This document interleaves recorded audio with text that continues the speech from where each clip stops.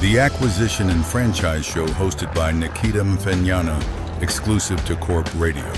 Tuned to the business frequency. Welcome to the Franchise and Acquisition Show. I am your host, Nikita Mfenyana. For many business owners and entrepreneurs, franchising can seem like a fast track to growth. A proven system, brand recognition, a path to profit. But behind the polished brochures are complex legal terms, financial risks, and major decisions. So without proper due diligence, your dream of owning that franchise opportunity can become a costly mistake. To help us unpack the fundamentals of buying a franchise, we're joined by Kevin Antonie, CEO of SA Franchise Brands, who advises and helps build franchise networks across South Africa. Kevin, welcome to the show. Thank you, Nikita, and it's a privilege to be here with you. Okay. Kevin, before we get into the details of buying a franchise, let's start with your journey. You've been a respected voice in this industry for more than a decade, probably more than 2 decades. What is your background in business and what key moment inspired you to launch SA Franchise Brands? Oh, thank you so much, Nikita. That takes me back a bit now. Yes, I think when I started off my business career, I was in corporate for a number of years and did many training courses, specifically in sales, marketing, and later on in management. And then decided to, being the entrepreneurial person that I am, decided to open my own business. And since then, and between then and now, I've owned and sold a number of my own businesses that have all luckily been successful. What drew me to franchising was the model, because it's been a tried and tested model for many years worldwide, and proven, not only proven, tried and tested, but to be proven that it works. If it is implemented correctly the first time, it is an exceptional business model. I started SA Franchise Brands, I think it was around about 2007, 8, somewhere around there. We started off just with the development of businesses that wanted to expand into a network using the franchise model. And later, I think in 2011, we established SA Franchise Brands, because these franchisors and franchisors throughout the country are continually looking to recruit new franchisees to expand their network. So that is something that we branched into as well, because it went hand in hand with what we were doing at that point in time. So you identified a gap in the market for business owners wanting to grow and for investors looking for safer opportunities. Is that correct? That is correct, yes. That is absolutely correct, yes.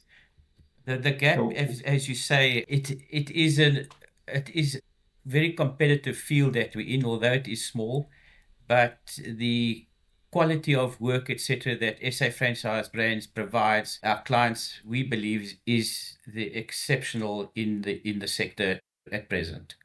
What would you say is the core mission for SA Franchise Brands?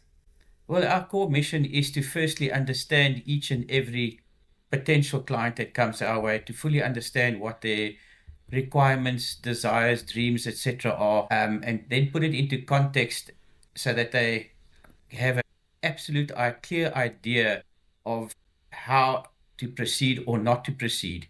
There are times that we suggest that the particular business or business owner does not proceed at present, if we believe that the correct systems, profitability, or whatever the situation might be, are not in place. We don't write it off there. We encourage them to look at those things that we've identified with them, to correct them, and then come back to us, and then we can look at it again and take it forward from there.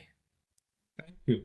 Now, if we look at it from the mindset of a buyer of a franchisee. Indian business owners, they often rebel. They like to make their own rules. A franchise demands stricter compliance. Working within a set system, how can someone assess whether their personality is a good fit for a particular type of franchise before they take the plunge to buy it? Well, that's an exceptionally interesting and relevant question, Nikita. Entrepreneurial person per se is not always the right fit for a franchisee. The reason for that is entrepreneurs tend to be people that look to improve things, look to see how they can do something different, etc., which does not always fit into a franchise system, because at the end of the day, when a potential franchisee is considering buying a franchise, they are buying a blueprint of success that the franchisor has already proven works. So his systems are in place, his suppliers are in place, the logistics are in place, the law or the legal side of the business is in place, etc. But having said that, franchisors also suggestions and ideas from franchisees to possibly implement should it be beneficial for the franchise group as such. So yes, I think to look at who should be a franchisee, the question would come to, first of all, for the why. Why does one want to become a franchisee? Is it that you want to fulfill your personal passions? Do you want to be your own boss? Are you currently dissatisfied with corporate life or with the employer that you are working with? So those are questions that need to be answered first. And when considering a purchase of a franchise, it's crucial to prioritize self-reflection and personal qualities over other factors. And instead of solely focusing on potential outcomes such as profitability and future plans, it is essential to examine your own character and suitability for the specific franchise you are interested in. Too many times people just say, I want to buy a franchise because they like the look of the establishment, or they've had a good experience, etc. But that's not what it boils down to when you are investing your money. Thank you. When looking at the South African market, buyers are often torn between paying for a premium, well-known corporate brand franchise and one that may be fresh, expanding, but not yet so well established. What would your words of advice be for a first-time franchise buyer? Is it better to invest in a well-established brand with higher entry costs, but maybe less need for brand building, or into an emerging franchise with greater personal involvement, often by the franchisor, but less historical performance data and less of a known brand? Okay, I don't think there's a right and wrong or a better or not situation here, Nikita. Ultimately, the choice between an emerging franchise brand, which is typically a brand that has been franchising for a short period with few franchisees, and an established franchise brand, again, typically a brand that has been franchising for a long time with many franchisees, it actually depends on the particular potential franchisee's risk tolerance, what their investment capabilities are, and if they're comfortable with the level of the brand's maturity and market presence. There are a number of pros and cons as far as emerging franchise and established franchise brands are concerned, but I think that sums it up in a nutshell. There's no right and wrong answer, and it depends on those factors that I've just mentioned. Thank you. Every franchise concept from the outside looks highly profitable on paper. As business advisors, we know that often the truth is in the detail. So, what are the absolute non-negotiable basic steps someone must take when conducting due diligence on a franchise they are considering? Okay, again, this is exceptionally important. And again, this is possibly where a lot of franchisees fail because they do not do proper due diligence, possibly not only on the franchise that they might be interested in, but on the sector as such that they would like to invest in. So choosing the right franchise is a significant decision, and doing your own thorough research is essential to make an informed choice. And I'm going to look at some key considerations as far as this is concerned, Nikita. First of all, the franchise concept and the industry that you are interested in. It's important to evaluate the franchise concept and whether it aligns with your interests, your skills, and your experience. You can't, or you wouldn't want to go into something that you're not really interested in. And just by the way, I get a number of questions continually from people saying to me, Kevin, what is the best franchise? Or what is the franchise that makes the most money? What is the cheapest franchise? You know, when people are looking at it from that point of view, it's really starting off from a point of disaster, because it's not something that they're passionate about. It's not something that they have thought through. They're just looking at the money at the end of the day. So the franchise concept and the industry is important. You have to research the industry to understand its growth potential, what competition exists, and what the market trends have been and possibly are going to be in the future. The second one is franchise reputation. It's important to investigate the brand's reputation and track record, and suggestions to do this is to look online reviews, customer feedback, and any history of legal or ethical issues, and to also speak with current and former franchisees to gather insights about their experiences. And this is totally legal to do that, because the Consumer Protection Act, which regulates the franchise sector in South Africa, actually encourages people to do that before signing any kind of franchise agreement. The third thing I'd like to talk about is the franchise support and training. Imperative to assess the level of support and training that the franchisor provides. A strong system can significantly impact your success, and inquire about what is their initial training, what do they cover, what are they going to teach you there? Is there ongoing support, and if there is, what does it encompass? What kind of marketing assistance and operational guidance do they provide for you? And these are also questions when speaking to current franchisees you could pose to them and get their input on that as well. There's a number of these things. I'm going to just touch on one or two more. Financial requirements, again, one needs to determine the initial investment required.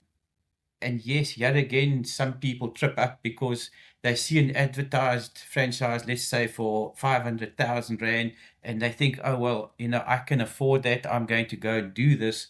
But that's not the total fee. The franchise fee is one thing. You need to have stock, which needs to be added to that fee. You need to have working capital, which needs to be added to that fee, because you're not going to be making profit from day one. So you need a capital fund to help you to get through the initial periods until you hit your break-even point, and then hopefully start making some profit. And the last thing I'm going to touch on is royalties and fees. It's very, very, very important to understand what the royalty fees and other ongoing fees are associated with the franchise. These can vary significantly among different brands, even in the same sector, and then consider how these fees will impact your profitability. I think that should cover or answer that question in a nutshell.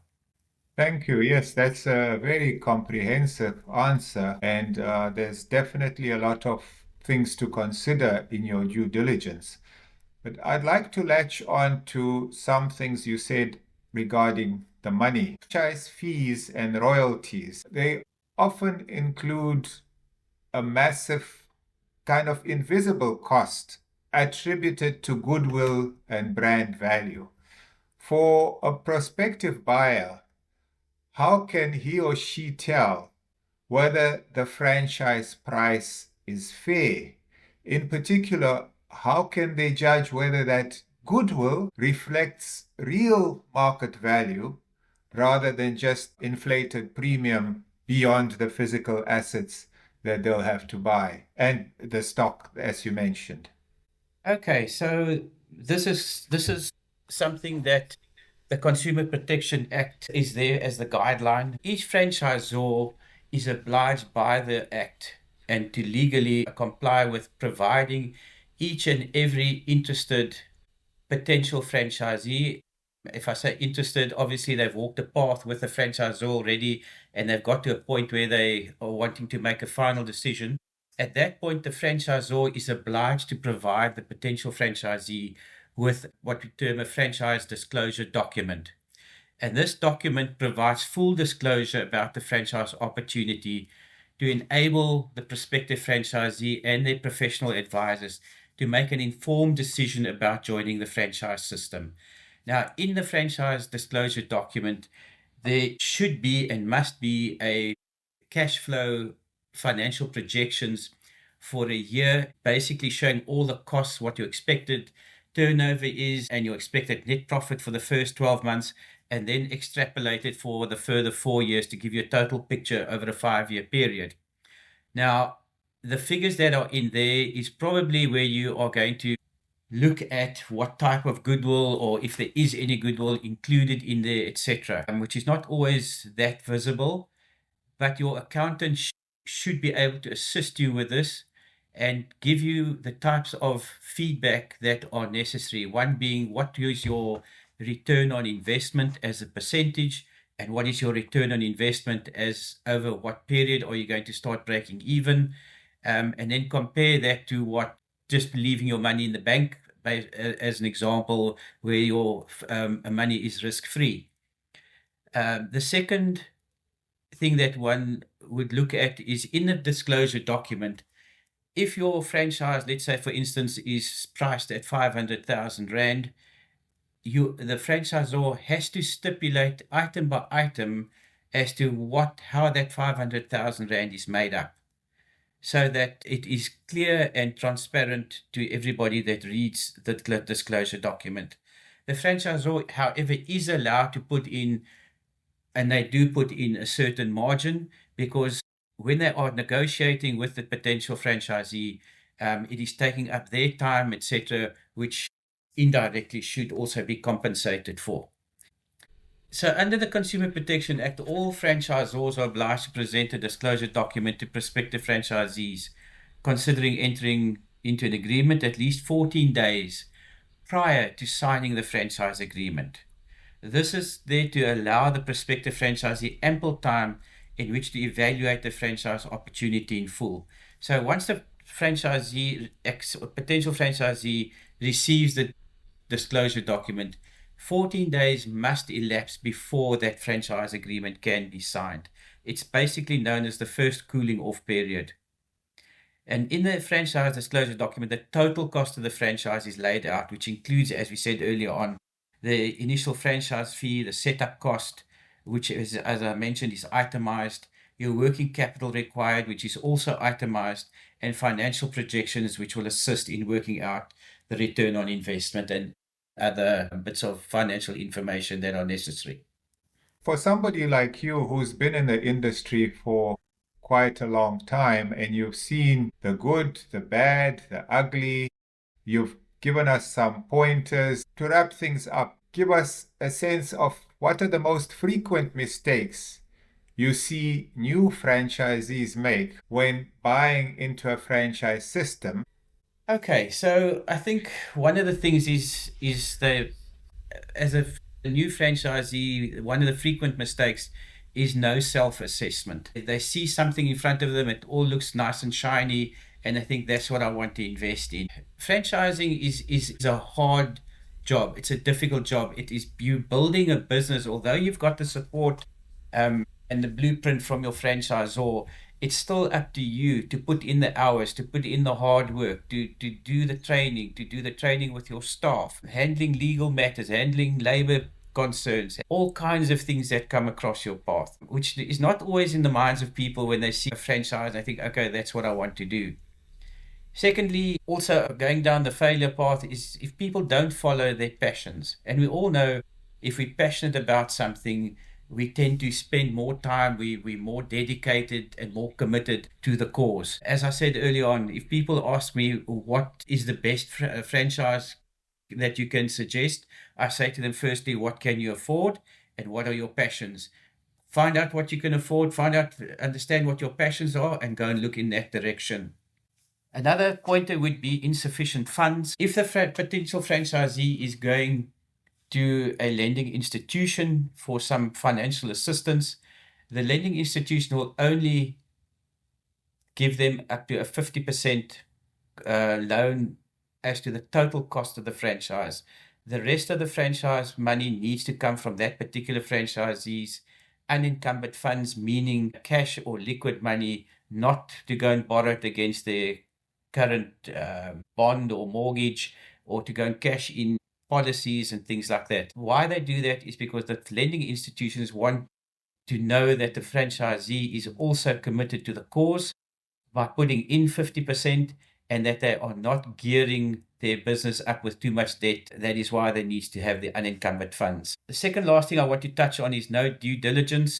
This is crucial to understand who you are investing with, how long you are investing with, because remember, most franchise agreements are 5 years, and if it's something that you are going to pursue and you're happy with, it can go on for a very, very long time. So you need to be sure that you are investing with a business or with a company that aligns with your ideas, with the way you want to do business, etc. And the last one I'd like to touch on is some franchisors may try to pressurize franchisees into making a decision, which is very, very unscrupulous, if I can use that word, should that happen, because a lot of franchisors or franchisees say, oh, I want to work in this particular area because I live there, or I know lots of people, I have a sphere of influence. And the franchisor might turn around and say, well, that area is available, but we have 4 or 5 other people also looking at that area, so I suggest you do it as soon as possible. Should that kind of conversation come up, my suggestion is get up and say thank you for your time and walk away. Because if a franchisor is really truthful and wants to do the proper type of business, they will educate you and help you to get to what you want to do. Wow, that's quite a bit. Thanks for not just nuggets, but you provided a masterclass in smart investing and risk management. So thank you for breaking down those pitfalls clearly. I know our listeners, especially those considering a franchise, will find these insights invaluable as they plan their next acquisition. Now, I know many of our listeners today will want to dig deeper, explore even more their specific options, or perhaps look at master lists of brands you work with. Kevin, what is the best way for our audience to get hold of you or your team at SA Franchise Brands for any further advice or input? All right, well, thank you for that. I'm quite happy to give my email address, which is kevin@safranchisebrands.co.za. It's easier to get me on email and for me to respond to you with regards to that. We always are there to try and assist where we can. And I just want to add something to this, please, if I may, Nikita. Franchising has many opportunities to explore, but unfortunately not all franchises are smart investments. And that is why it's important for the franchisee to thoroughly research the opportunities that they are interested in. And we have just created an online course with the name Franchise with Confidence to avoid costly mistakes and to make the right choice. And this course will empower you as a prospective franchisee to have a better understanding of franchising and to minimize the risk of losing your hard-earned money. And once the course, or you've completed the course, it will empower you to evaluate and minimize the risk, and with the objective of giving yourself the best chance of opting for the right franchise for you. Once this course has been completed, what has happened in the past is, as it is a certificate course, the franchisors have actually been more favorably considering people that have finished the course, because they appreciate that they have a sound knowledge of what being a franchisee is all about. Because at the end of the day, ultimately, it's your investment and future that is at stake as a potential franchisee. Wow, you've provided to our listeners not only the advice, but actual roadmap on how they can ensure they have a better sense of what their decision should be and how to go about not only choosing a franchise, but ensuring they're good franchisees as well. I want you to leave you with the powerful guiding philosophy. I know you have this, Kevin, on your brochures, on your newsletters of SA Franchise Brands itself. You famously say, it's not who you know, it's who knows you. In business acquisition That's and correct. franchising, could you maybe just elaborate on how you came up with that? Yes, it's a very interesting thing that happened. You know, in the days gone by, it used to always be, it's not what you know, it's who you know. And that has now transpired further. It's not who you know, it's who knows you. Because if you are the best franchisee and you believe you're the best franchisee out there, or whatever sphere of business you might be in, if people don't know about you, how are you going to prove that you're the best? You might be the best kept secret, and nobody wants to be the best kept secret. So you need to get out there, go and prove yourself, and know and let people know who and what you're about. Thank you again, Kevin. It's been an absolute pleasure having you basically kick off our franchising series. Corp Radio to be the most valuable hour in your business week, and we want the franchise and acquisition show to be essential to your growth. To do that, we need your voice as our listeners. What topics should we cover next? What acquisition challenges are you facing right now? What challenges are you facing with franchising? Share your comments, questions, and suggestions, or contact us through our platform. Tell us what you need so we can make Corp Radio and this show particularly relevant and useful to your journey. Thank you for tuning in today. Goodbye.